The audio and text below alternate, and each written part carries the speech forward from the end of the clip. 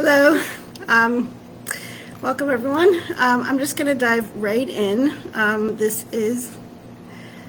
to dive right in. This is being recorded, so in case you do not make it for the beginning, you'll be able to go back and watch it at the end.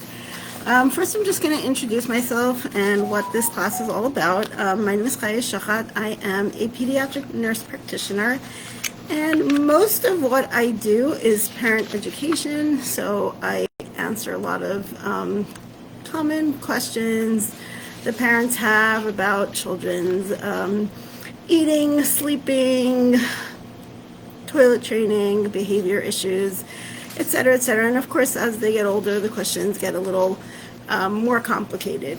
But there was a couple of things that I learned after 10 years of doing this. The first thing is that two parents can have pretty much the same issue, like the child has the same behaviors, and it's not so much what the child does that matters, it's more the meaning or the interpretation that the parent gives to it that really affects how they're going to react to the behavior.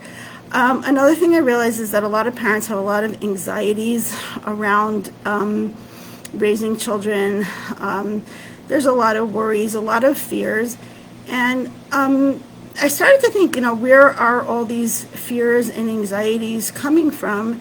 And sometimes it really it comes from within the parent themselves, like their expectations that they put on themselves, but it also comes from a lot of the messages that they receive from other people, including the messages that they receive from people like me, people in the healthcare field, or it could be from a child's teacher, or it could be from a parent or another relative or a neighbor. And all these messages, whether intentionally or not, can give parents a sense of fear or guilt or shame or blame around their parenting. And of course, it's very important for us to be in a positive frame of mind in order to provide that healthy, caring environment for our children.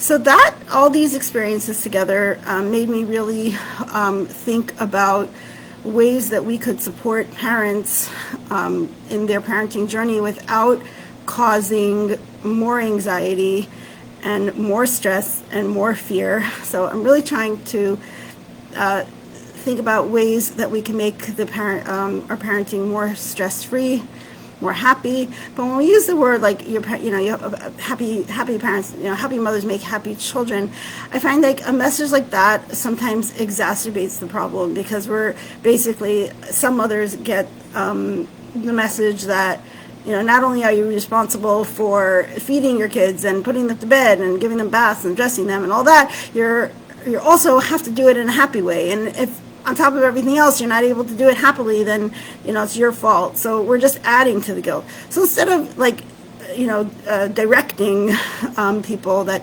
you have to be happy, I'd rather talk about what are some of the barriers that make it more difficult for us to have that joyous atmosphere in our home? What are some of the barriers, and what are some tools? How can we access that happiness? And one of the most obvious ways to access the happiness is by eliminating or removing all the messages, internal or external, that are causing all the stress and anxiety. So all those messages are rooted in guilt, shame, blame, and fear.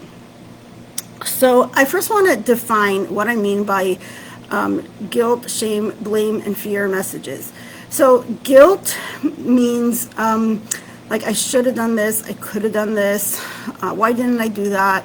Like things, feeling bad over things that you did or didn't do, whether or not you actually, were responsible for doing them, but just the feeling like I should have done it.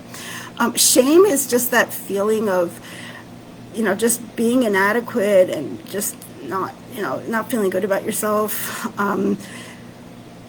Guilt, shame, blame is sometimes when we feel bad about something that we did or didn't do, when we start having that guilt, and then we start blaming others. Like, oh, it's not my fault that that this happened. It's really, we start blaming our spouse. We start blaming our children. We blame other people in our lives. We even blame, our circumstances. So whenever we find someone to blame for something that we didn't do, And finally, fears of what's going to happen in the future if I don't change this or if I do this. So let's go through an example. Okay, so pretty typical. My kids are up late. My kids are not in bed on time, whatever you define as being on time. And this is one of those areas we're going to get into later, that there's a lot of different ways of putting kids to bed, and there's a lot of different beliefs and ideas about when and how and all that. But let's just let's leave that aside for now. The child was not in bed at whatever time the parent thought was appropriate. So guilt means I should have had them in bed by 7:30. I should have managed to read them a story before they went to sleep. We should have gotten them into bed without all this crying and screaming. Shame would be like, oh my gosh, look at this crazy house. Look at the kids running around. It's past 10 o'clock at night. This is what's everyone going to think if they walk into my house and they see this. Blame would be, well, my husband's not home at night to help me, and I'm living in this really small apartment, and how am I supposed to put my kids to bed when we don't even have a decent sized bedroom for them. And then fear would be, oh, if I don't get my kids to bed on time, they're never gonna be able to wake up on time tomorrow, and they're gonna have a terrible day, and I'm gonna have a terrible day. So all these fears, like what's gonna happen in the future. So there we have guilt, blame, shame, and fear. And what are some things that we say either purposely or inadvertently that can trigger a parent's fears? So even if you comment to somebody about what time their kids go to bed, you may be the one that's triggering all these anxiety and all these internal guilt, blame, shame, fear messages. So that is my primary purpose, is to take the stress out of parenting by eliminating a lot of these negative messages that we have in ourselves that are, and if we do hear them from outside, we're going to talk about ways that we can handle them. How are we going to process these messages that are coming from outside? Even though these messages can technically apply to any age, I really like to focus on the ages of 3 to 6. The reason for that is there's still a lot of the hands-on work of parenting. We're still helping our kids with dressing and bathing and all that, so we're still doing a lot of the physical work. But we're also starting to get more into the behaviors and more of the emotional energy and mental energy that goes into raising them. So we have like that combination. So that's really the age that I'm focused on, but really these messages can apply at any age. Now, as far as, doing like guilt, shame, blame, fear free, not everybody necessarily is allergic to those messages. Some people manage just fine. I think of it as an allergy. Somebody has a nut allergy or a milk allergy, and we have to be really, really careful to avoid that. So you never know. Somebody might have a severe allergy, will react strongly. Sometimes we think that, it's your responsibility not to take offense, which there is truth to that as well. But on the other hand, if you know that somebody has a severe allergy, you're going to really try to avoid, putting nuts in your food. So same thing with guilt, shame, blame, fear messages. You never know if somebody really is going to have a severe reaction. So we should all be mindful of that and all be sensitive to that and try to learn ways to communicate that are not going to trigger those guilt, shame, blame, fear messages.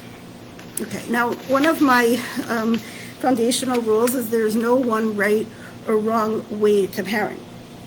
Yes, there's a lot of, we have Torah, we have Shulchan Aruch, we have a lot of, customs that people observe, and then, of course, there's all the medical guidelines and safety rules and etc.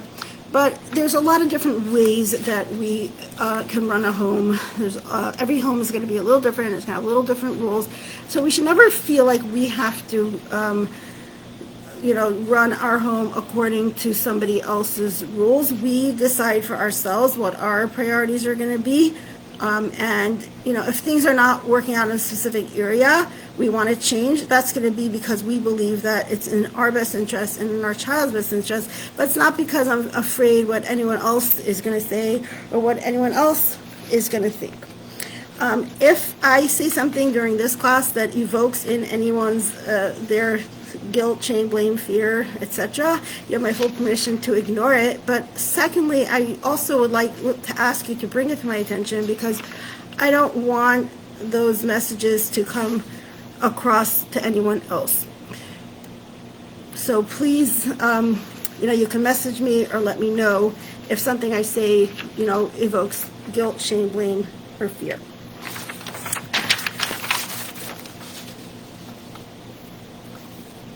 Okay, so now I want to get kind of into the structure of this class and what are some of the topics that I'm going to explore.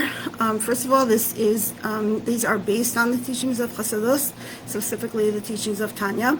The first, the pasuk that Tanya is based on is Kikarev Elacha Hadavar Ma'id B'Fichol V'Achlasei, which means it is accessible, it's within your reach, in your speech, in your heart, and in your actions. That means that this is not over anybody's head. It says, it's not in heavens, it's not over the sea.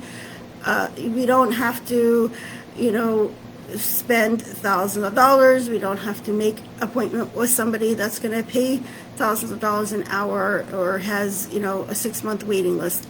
These tools are all accessible within reach of everybody. We just have to learn the skills, but once we learn them, we are able to apply them. So that's like the pasuk that's on the title page of Tanya. That's what it's based on. But then if we go into the first parak of Tanya, the first parak which really brings out the theme, or everything that is going to be discussed is really laid out in the first parak. And the first thing that we learn, which probably a lot of you know by heart, is Tanya was said Barakim with the Nida, Mashbi and Isati Tzadik Valti Rasha. Before the Neshama comes down to the world, it makes a promise. You should be a Tzadik Valti Rasha, don't be a Rasha. But Afilu Imkala Imkala Imchatzadikata Imnach Rasha. Even if the whole world's telling you that you're a Tzadik, you should still consider yourself like a Rasha. So then the Alter Rebbe, this is a quote from Nida, Masechtas Nida, but then the Alter Rebbe asks a question. So why are we being told that we should think of ourselves as a Rasha? Because if somebody thinks of themselves as a Rasha, Yair Levave, he's going to feel bad, and he'll be sad. He's not going to be able to serve Hashem with joy and with gladness of heart. So we have it right there. Alter was laying it out right there. Guilt, shame, blame, fear messages are not good because they cause people to be sad. They cause people to serve Hashem without joy. And that's a big problem. But then on the other hand, we have but if somebody does not feel bad at all, like I'm doing things wrong and I don't feel bad and I don't care, so then then the person can come to take it lightly. So let's apply that back to our parenting. We know that our job is extremely important, it's extremely critical. I can't take my job lightly. I have to take care of my children. I have to, make sure that their needs are met. It's very important. But if I'm constantly in a state of anxiety and constantly, feeling guilty over the things that I'm not doing, that's not good for my children either. So where do we find that balance? Like, to do it happily, but also I'm going to take my job seriously and I'm going to take my responsibility seriously. And the whole of Tanya really goes through the answers to that question. It teaches us how we can align our thoughts with the true will of Hashem so that we are happy and we can access deep internal strengths. We can bring them out. Another thing that the Alter really goes into in Tanya is understanding why we're struggling, understanding the meaning behind our struggle, that we can accept the fact that we will struggle, that we all struggle in different ways, and that is part of the plan. It's part of the purpose why we came into the world. So not to be upset or angry or anxious over the fact that we are struggling, but at the same time we know that we're struggling. We know that we're here to struggle. And when I see that struggle come up, I'm like, oh yeah, I know what's going on over here. I understand what's going on. And just that feeling like, oh yeah, I know what's going on over here. I know why parenting is a tough job. I understand, in this particular situation, what's going on. And then I feel the strength in me to be able to continue, to be able to go on, to be able to figure out a solution to whatever the problem is. And I also want to note that not every problem has an immediate solution. Sometimes we run through different, we try different things, and I tried this and I tried that, and it worked out, and that didn't work out. And sometimes we just have to accept we're going through a certain stage. Maybe my child will outgrow it. Hopefully they will. I might have to consult with people. I might have to, try different things. We don't always have an immediate answer or an immediate situation, but that also relieves a lot of the stress to know, like, okay, I went through the steps, I'm doing this, I'm doing that, I'm doing my part, my share, but ultimately, it's not going to be in my hands, the outcome. I have to go through the process. Hashem entrusted this child to me. Hashem knows I have, what circumstances I have, what resources I have, and I'm going to do the best that I can. But I don't always have to have the answer or the solution. Okay, so now I want to go do an overview, and if you downloaded the PDF that has this outline, we're going to, each of these points, we can spend a lot of time talking about it, but for now, I'm just going to do it really brief.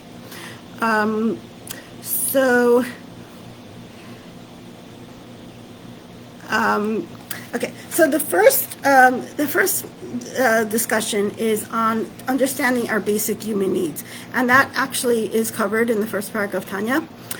So we are, as parents, our primary responsibility is taking care of our children's physical needs, and there are four basic elements in creation, and all of our physical needs fall into these four basic categories, and those categories are Eish, Ruach, Mayim, and Afar, fire, air, earth, and water.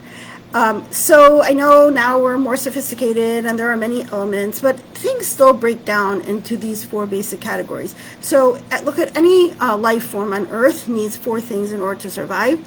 It needs a source of energy, so that's Eish, in our case the sun. It needs air, oxygen, that's Ruach. It needs earth, which is Afar, and it needs water, which is Mayim. So we have these four basic needs. We have also all of matter is solid, liquid, gas, or pure energy. There's within our body, if you think about the physical body, so we have our bones and our muscles, the solid matter. We have our blood supply and our body fluids, that's the Mayim. We have our lungs, which are full of air, so that's the Ruach, and then we have a source of energy, like our heart pumps the blood to bring the warmth to the whole body, and we have in our cells, we have the mitochondria that bring energy that sustain the whole body. So we have over there the Eish, Ruach, Mayim, and Afar. So all of our physical needs can fall into one of these four categories. So I'm just going to go through it quickly and talk about what these four are. So I have here a little chart, and it shows you like the Eish, Ruach, Mayim, and Afar. And each of these four categories, you can divide it into physical needs, emotional needs, positive qualities, negative qualities. So let's just talk about the physical needs that are associated with each of these four. So physical needs, Eish, we need warmth, we need energy, it could be a fire or directly from the sun. We need some kind of source of warmth. We need some kind of energy. Another thing that goes under Eish is like protection from danger. Like think about like the police or the fire engine or the ambulance. Like get your energy. Like if something is a danger, whether it's a physical danger or emotional, psychological, spiritual danger, we're gonna leap into action and we're gonna protect our child. So protection from danger is an Eish quality. Then we have Ruach. So physical need is air. It's also that sense of like spaciousness, movement, exercise, that goes under Ruach. Mayim, we have a need for physical food. I would, even though there's food and water, but I would consider food part of the Mayim category because all food needs water to grow, and without water nothing grows. And also because Mayim, so most of the food that we eat is mostly water. It has a lot of water content in it. Another need, basic physical need, is cleanliness. So we use water to wash our hands and take baths and all that. That's one of our basic physical needs. And afar is our basic human need for shelter and for rest. We need to sleep. Now I'm going to go through like emotional needs that are associated with each of these four elements. So emotional need associated with mayim is that nurturing quality. Like as a mother, I want to feed my child. So think about like the simplest example is a nursing baby. I want to provide my child with milk. My baby wants to nurse. So our needs are perfectly in sync. I want to feed, the baby wants to nurse. And then, so emotionally, it's that bonding, that nurturing. We know that water is a symbol for like bonding or relationships. Anytime you want, if you see the two drops of water, they join, they merge with each other. Water molecules form bonds with each other. If you take like the flour and you add some water to it, and then it has a dough and it all sticks together. So water has that bonding quality. It can unite, it can harmonize, and so it represents the need for nurturing, the need for social relationships. Ruach, so we talked about, it's the air, so it's the feeling of freedom, the need for movement, expansiveness, it's the joy, the excitement, creativity. So these are all the emotional needs that are associated with ruach. Eish. So eish is, remember, it's fire, it's energy. So eish is power, the need for power. And it doesn't necessarily mean power over others. It can mean power over myself, the need for mastery, the need for independence. This is all eish needs. And then we have upper needs. So the need, for rest, shelter, the need for security, the need for stability, structure. These are all upper needs. Now, once we understand that general, my eish, ruach, mayim, and upper, like those four categories, now we can really, every time we approach something, that our child's demanding, we can kind of start to see where there might be some friction points. I'll just give an example. So we have in this chart, so there's eish here and mayim here. So there's like a cross over here, and then the ruach and the upper are also crossed. So these needs are really opposing needs to each other. So let's do an example. So mayim again is the nurturing. I want to take care of you. I want to take care of my child. Eish is I want to be powerful. I want to be independent. So my mayim need, my need to nurture and take care of my child meets his eish need, which is I want to be independent, and then we have friction. Then we have a power struggle. So example, mayim need, I want my child to take a bath. Eish need, I don't want to take a bath. Or I'm going to do a bath myself, but I don't think you're ready, and I think I need to wash your hair because I'm not sure you're going to do such a good job. So my need to want to take care of my child, want to make sure they're clean, meeting their eish need to be independent. I don't want to do what you say, I want to do it my way. So those needs conflict. Now the upper and the ruach need also, they're opposites. So upper, the stability, structure, we have to do this now, we have to go to bed now, we have a bedtime, we have a routine to follow, and the kid is like, no, I want to be free, I still want to play, I want to run around, I don't want to lie down, I don't want to go to sleep. So the ruach and the upper needs are opposite each other. So just understanding that, I'm here, they're there, we're in two different spaces, and then we just have to figure out, can we get into the same space? And there's a lot that we could talk about like how to move, the different family members so that we're all in the same box. So for example, when a whole family is sitting down for a meal together, we're all in the same space. We're all in the mayim space because we're all eating, we're all enjoying the food, we're all doing the same activity, and we're all fulfilling the same need all at the same time. So anything that can bring a whole family together into one box, that's going to tend to be less friction and less, there's going to be more harmony. And so within all of these needs, we're going to talk about ways that we can bring everybody together in the same box. And the same thing like ruach, everybody goes to the park together. We're all going out. We're all going on this trip. We're all having fun. We're all enjoying ourselves together. Then what often happens, we're all going to go on this family trip. We're all going to go to the amusement park together. And in the beginning, everybody's having fun. But then as the day wears on, And then the upper need starts to kick in. It's a long day. The child starts to get tired, and he's kvetchy. And then the whole way home, the child's crying. And then the parents are like, what just happened? We worked so hard. We paid a lot of money to go schlep out to this trip because we wanted everybody to enjoy themselves. We wanted everyone to be happy. And then we come home and nobody's happy. So we just have to understand, yes, we were all in that ruach space, but then, the upper need started to take over, the tiredness and just wanting to get back home and back into my space took over. So they were having a good time up until a point, and then they started to get tired and wear off and lose steam. So it's not that they didn't have fun, it's just that the opposing need started to pull them away.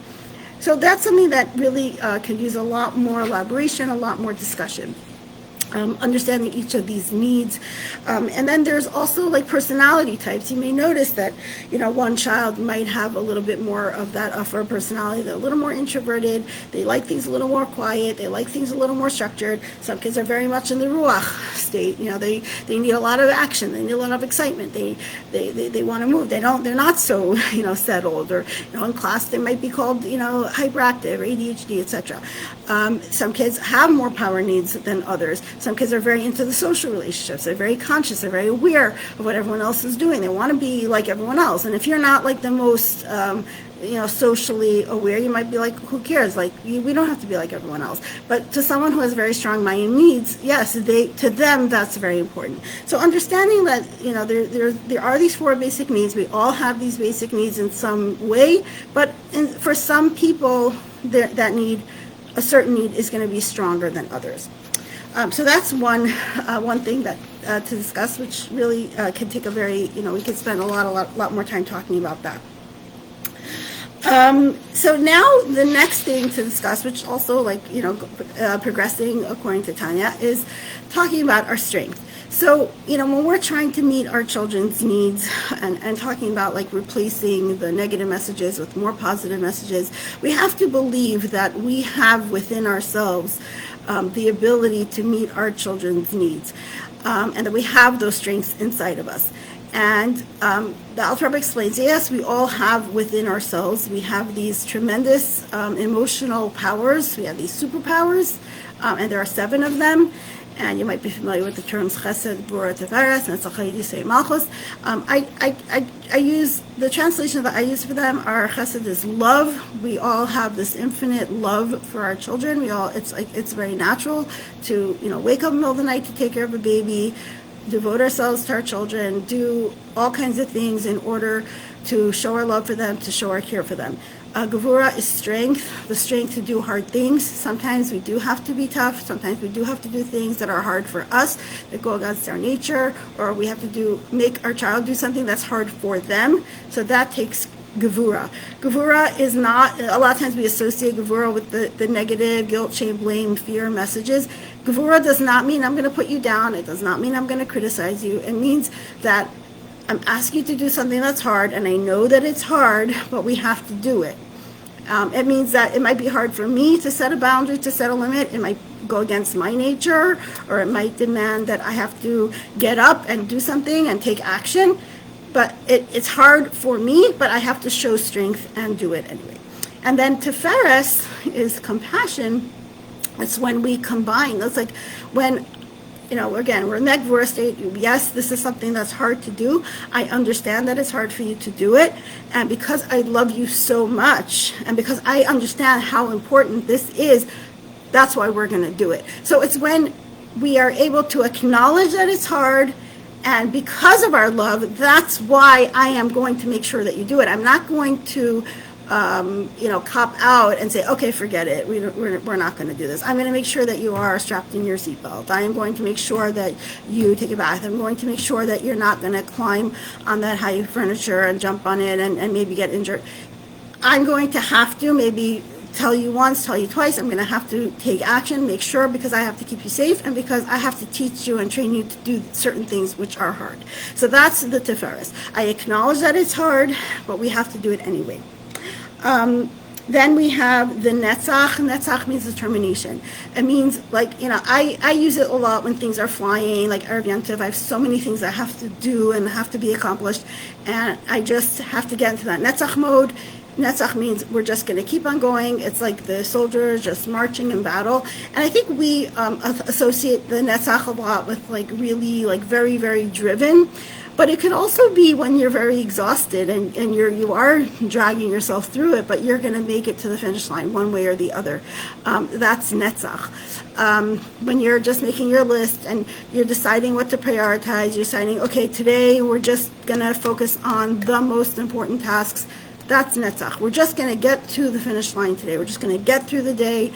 We're not going to get distracted. We're not going to, get into all the drama. We're just going to focus on what has to be done today. That's the Netzach. Haid is a midah that I love, and I think when we all get into our Haid space, that's really how we get into the beauty and the joy. So Haid literally means gratitude. It's when we're grateful to be alive, grateful for everything that we have. And the midah of Haid is also associated with humility, because the more humility we have, the more we realize, like, wow, I have so much more than I actually deserve. When we feel like, I deserve this, I deserve that, then nothing that we ever have will be good enough. We will always feel like we deserve more, and we'll be disappointed, and we'll be upset. But when we have true humility, we realize, like the author writes in Tanya, everything that Hashem gives me humbles me. Wow, I got so much more than I really deserved. And I feel so much joy. I feel the joy to be alive. It's like when you wake up and you say my da'ani, and you're just grateful. I'm just grateful to Hashem for giving me another day. And then we go through all the brachas in the morning, just, that I'm able to stand up, and that I have clothes to put on, and that I'm able to walk, and all these things. And we go through it. Like, I'm just so blessed and so grateful. And that just brings out the joy. And when we can tap into that, like, Baruch Hashem, I have these children, and my children have energy, and they're good children, and they're healthy, and they're alive. That brings out so much joy. Then the midah v'sayid is connection. When I'm really just working on my relationship with my child, it's not because I'm trying to get you to do something, or trying to teach you to do something, or make you do something. It's just, I'm just trying to build connection. And now a lot of, parenting philosophies are really into that.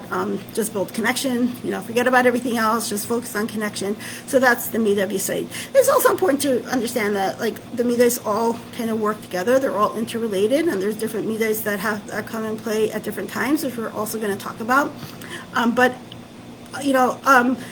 There are certain situations when you really want to, work on a particular midah, especially if your relationship with a child feels weak, or going through a rough patch with a child. The midah v'sayid is when we just pull together. And malchus literally means royalty. The idea of malchus and Chassidus is that it's the last of the midahs, and it just absorbs the energy of all the other ones. It doesn't have anything of its own, but it absorbs all the other energies. It's like Shabbos being the seventh day of the week. All 6 days of the week we work for Shabbos. So it's everything that gets poured in. It's when you've done everything that you could, you faced up to a problem, you went through the process of trying to find a solution, you're doing everything that you can, and now you're just sitting back and you're saying, okay, Hashem, I've done my part, I'm putting my trust in you, that things will work out in the best way that they can. It's that openness, that serenity, that sense of peace. I can just sit back, I'm going to enjoy the show, wherever the show is going to take me. When you kind of release control, release the need to always be in control, that's when you're in your malchus space.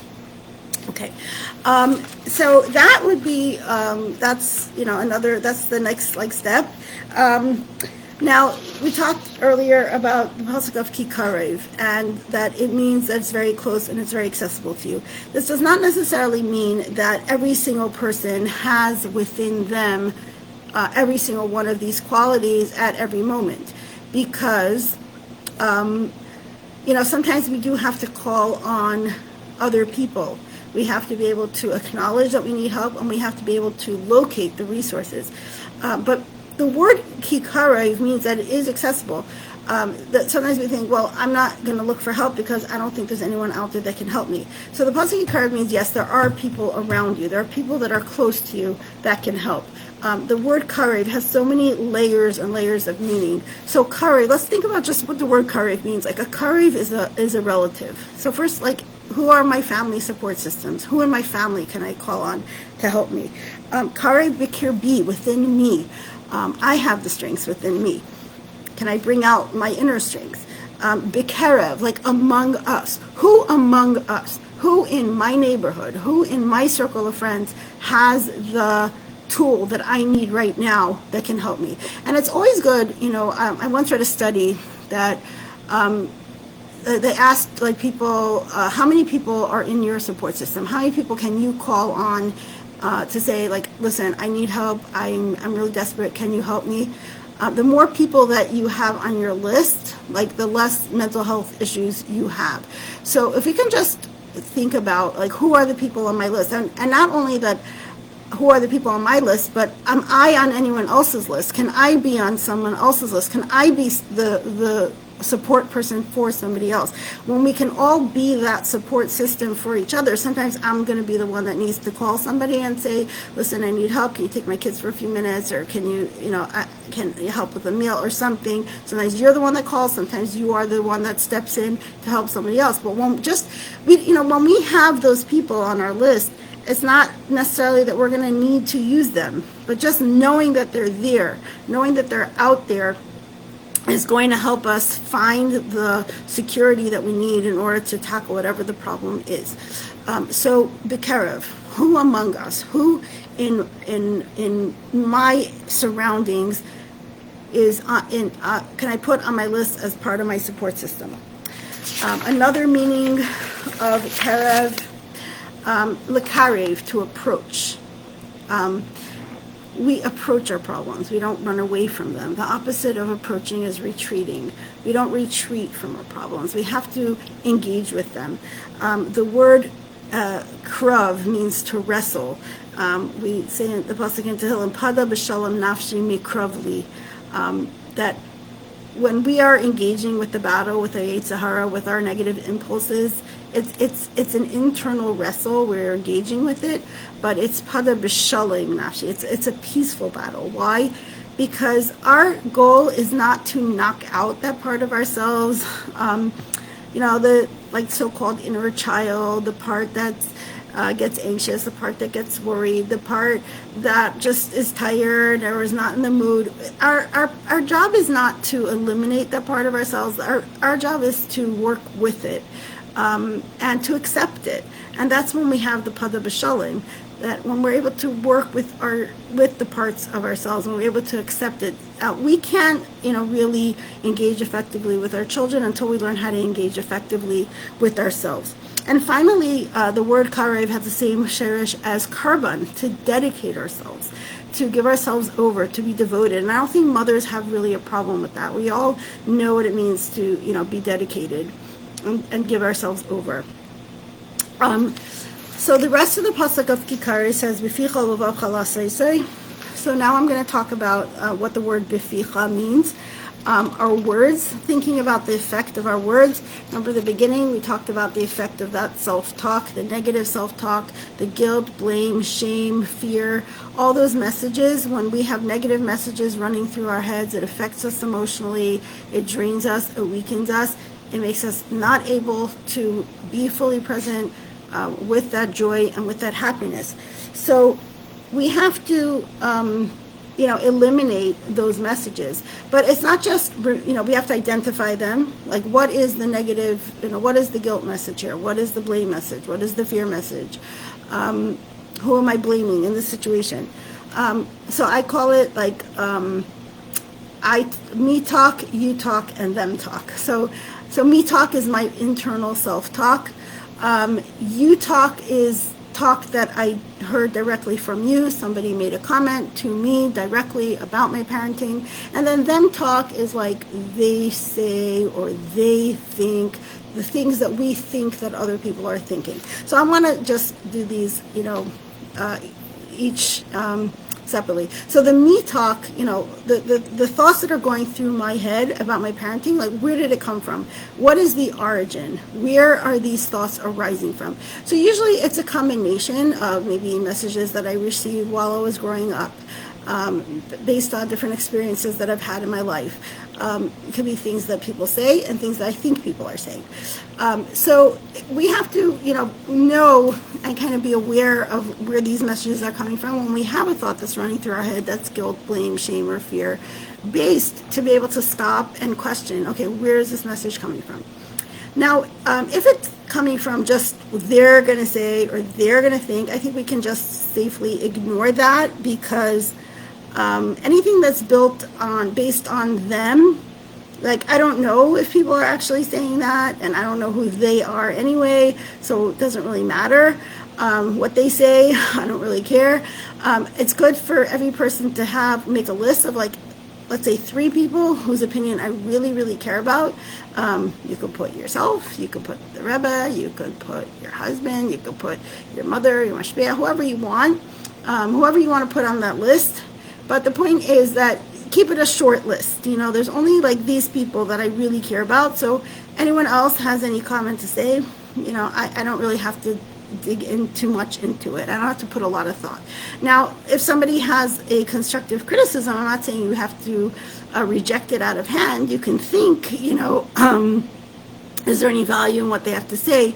But in general, we just keep a short list of people that I'm gonna value their opinion. Everyone else, I will listen politely and respectfully, but I don't have to really engage with what things that they say.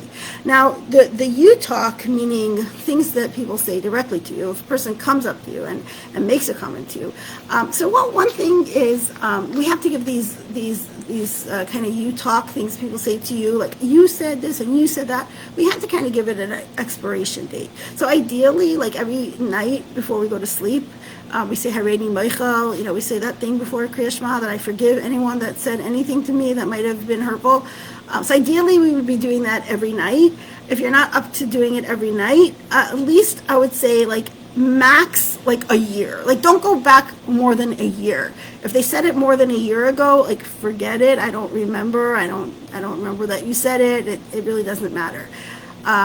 You could, it doesn't have to be a year. It could be a month. It could be a week. But I mean, you want to give it an expiration date. It's past the expiration date. Who cares? If it's something that was said recently to you, so you have to think, how am I going to process this? So again, like I said, is there value to it? Is there any truth to it? Can I extract? You weren't watching your kid. Okay. Okay. Thank you for informing me. Taking all the drama and emotional energy out of it. Take out the guilt, shame, blame, fear message. If you want to extract something of value, and then just move on. Whenever a person is like in that state where they feel like they have to criticize something that you said or something that you did, I find you just keep the conversation as short as you can. You can say, okay, thank you. I really appreciate you saying that. Okay, I gotta go now. Yeah, thanks, bye. And just keep the conversation as short as you can. You don't have to stand around and listen. And if it's your mother or somebody that you have to respect, you can still say, okay, thank you, I appreciate it. Okay, I really got to go now, and think of a way to either change the subject or end the conversation. It's not necessary for you to continue in a conversation where somebody is trying to criticize you or put you down. We don't have to. We have to, be mindful of rewriting those messages. We only want to receive, positive messages. And when we write those internal scripts, that also helps our children. That when the scripts that we're writing for them, that they're going to carry with them for the rest of their lives. Okay, then we get into Bovavcha, and this is an important topic because Bovavcha is my moods and my emotions. And I know as mothers we often get that message, like, you are responsible for creating a positive mood in your house, and if you don't, then if mother's not happy, nobody's going to be happy. And it adds another layer to that blame, shame, guilt, fear message, because now not only am I dealing with, the laundry and the bedtime and the everything else, now on top of that, I also have guilt and shame and fear that I'm not doing it happily enough and that there's not enough joy. So instead of like just saying like it's your job and this is what you have to do, I would rather like talk about like how do we create this mood. Yes, we are responsible. Yes, we do create a mood, but how do we do that? I'd rather talk about like skills and ways that we can learn how to develop the ability to create a mood around us. And the first step is really recognizing, acknowledging that we have the ability to do this. A lot of us don't realize that we have the power within us. We're not aware of the ways that our moods interact with other people's moods. So that's the first step, just becoming aware of it. Yes, I do. The mood that I project does have an impact on other people. You wake up in the morning, you go to your closet, you choose your clothing for the day. You're going to be thinking, okay, what do I have to do? Where am I going to work today? Am I staying home? Am I going shopping? Am I going for a hike? Is it Shabbos? Is it Yantiv? So depending on, the situation, I am going to choose a certain outfit. And then I have winter clothes and I have summer clothes. And then I might have, certain styles that I choose to wear on that day because of, whatever reason. So same way that I can go to the closet and I can choose an outfit for the day, I can also decide on my mood. I can decide what energy that I'm going to project for that day. And we choose our moods based on the needs of the moment. And we do have the power to do that. We just have to understand how we do that. And another benefit is when we're more focused on the mood that we're projecting outwards towards other people, we become a lot less susceptible to the moods that other people want to put on us. So if I'm giving off the calm energy, I don't feed off other people's anxious energy. So a lot of times the way to figure out which mood is by thinking like the opposite of the mood that I woke up with this morning. So I'm feeling blah, that's back to our 7 midas. Am I feeling blah? Maybe that's when I need the gratitude. Am I feeling overwhelmed? Maybe that's when I need the netzach. When I have to wake up and care for a child who's sick, maybe that's when I need the chesed, that overflowing love. I'm going to take care of your needs. I have to do something tough. I have to be a little tougher. I have to get into gvura mode or a Tiferes mode. Or if it's just one of those days where I don't even know where to begin, maybe that's the Malchus mode, Okay, I don't know where to begin. Whatever's going to happen, it's going to be okay. I just have to get into that Malchus mode. So we can talk about that a lot more. How do we get into that mode? How do we know which mood we need? Matching the mood to the need for the moment. That's a lot of things that we could talk about. Once you learn that power, it really it's empowering. It's empowering once you learn that I can decide on my mood, I can project it, and I can also bring that mood into my home. Finally, the last part is lasaisai, practical actions for lasting change. We all know that change can be hard. We start out, we're very idealistic, but then sustaining the change over time is very difficult. We fall off the bandwagon, and then again, there goes the guilt, shame, blame, fear messages. And it's not even like I can say I never heard of this. I learned this, and I know this, and I still can't do it, and then it starts all over again. So how do we sustain the change over time? And this is something that, Chassidus is very much aware of, the tendency to fall off the bandwagon. And one problem is that people tend to commit to more than they can really handle. They might feel very inspired in the moment, but then the moment passes and I can't sustain that anymore. So I have to choose like step by step by step, very, very, very small steps. So we have to continue it over time. And we also have to have a plan for how we're going to sustain it, how we're going to continue to reinforce those relationships. That's why, it's important to have a mashpia. That's why it's important to have a good chabura, a good friendship group that's going to continue to reinforce each other. So there's the concept of having regular times for cheshbon nefesh. We're now getting into Chodesh Av, and then we get into Chodesh Elul, which is the month. We have a whole month of cheshbon nefesh, so this is a good time to start thinking about it.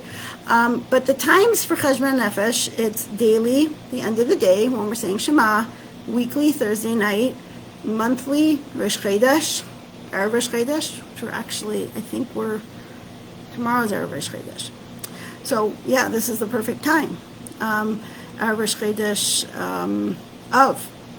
And then we have a whole month, which is Elul. So that's the time for Cheshbon Nefesh. That's the time when we think about what our goals are and we try to, decide on something that's practical. And if you are somebody who is susceptible to these guilt, blame, shame, fear messages, it helps if when they do pop in your head, you can just write them down. This is actually advice that the Alter Rebbe gives in Tanya. If it pops in your head during the day, you know that it's not coming from the right side. It's just coming from the Yetzer Hara, so you don't have to pay a lot of attention to it. But at night, or during the time for whatever your next time for Cheshbon Nefesh, that's when you can explore and you can examine all those things that came up for you during the day, that I'm not good in this area, I'm not good in that area. You write everything down, and then you sort through the list. You put them into categories, and which is the priority for me to work on right now, and what is a specific thing that I can work on in this area right now, and maybe I'll talk about with a friend or with Mashpia or with somebody, and then I take on practical, doable goals. Our goals should be small, they should be simple, they should be easily attainable, and give us a sense of accomplishment. And here's where we get into, like, if you don't like, guilt, shame, blame, fear messages, then what's supposed to take their place? It's all these positive and encouraging messages. But when we do Cheshbon Nefesh, there is sometimes a feeling which sounds maybe a little bit negative. It's called remorse and regret. And the Alter Rebbe explains to Tanya that remorse and regret are not really negative feelings because they inspire us to change. So when we look back in the past, when I look back and I say, I didn't always treat my children with the most compassion, and I didn't always meet their needs as well as I wish I would have. We might feel those feelings of remorse and regret. But the remorse and regret, the intention is not that I should wallow in them and I should feel bad. I should feel bad about it. The intention is that it inspires me. I want to do better. And it's like the tears that wash out, that cleanse you. So those are cleansing emotions, regret and remorse. It's not the same thing as guilt, shame, blame, and fear, which are all negative emotions, which have no positive aspect to them at all. So remorse and regret can be very positive emotions as long as they're only used in very, very minute quantities and only at specific times. It's not meant to be every day, all day. Only in those specific times for Cheshbon HaNefesh. When it's time for Cheshbon Nefesh, and then at the end you feel your remorse and your regret for the past, but it's short and it's brief, and it energizes you to make a commitment. We're going to do better in the future, and then you just move on. And then you keep coming back, to your list, and you can keep updating it. You could say, okay, so I'm not, I'd like my house to work, to be more clean, more masudar, and you get into all the specifics, and you could write out all the guilt and shame and blame and fear messages. The house is so dirty. Oh, what's going to look like if anyone walks in here? It's not my fault. It's because our house is not big enough, or because we can't afford cleaning help, or because of this, or because of that. So those are all the blame messages and fear messages. Oh, if my house, looks like this, then this is going to happen. So write all that out. Write it all out. But now I'm going to actually try to do something about it. So I might feel regret, yes, that I haven't been as much on top of it before. I'm going to make a small commitment. Now, I might have a lot of different things on my list. There might be, a bedtime and bath time and cleaning, and there might be like 10 different things. And I might decide after reviewing my whole list, right now the clean house is not the top priority. I might have other things I have to deal with first, and then I might put it lower in the list.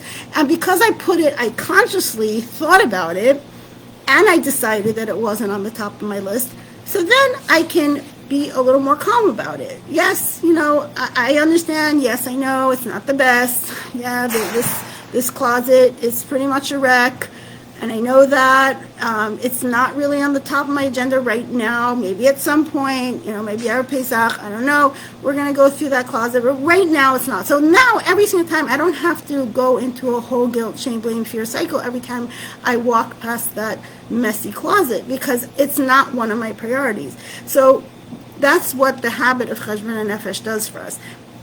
That it allows us to separate the issues that we actually want to work on from the issues that I'm going to deal with at a later point. And the issues that I'm not dealing with right now, I'm not going to get worked up over them. I'm not going to get upset over them. It's not that I don't care about them. It's not that I'm not thinking about them. It's just that, I can't fix everything at once. I have to prioritize, and I went through the process, and I thought about it, and I prioritized, and now I can just not think about it. It's on my list. I'll deal with it some other time. Okay, so just to summarize, so where are we going with this? If you would like to continue this discussion, we have a WhatsApp group, and I'm going to post the link on my Facebook page. We also have a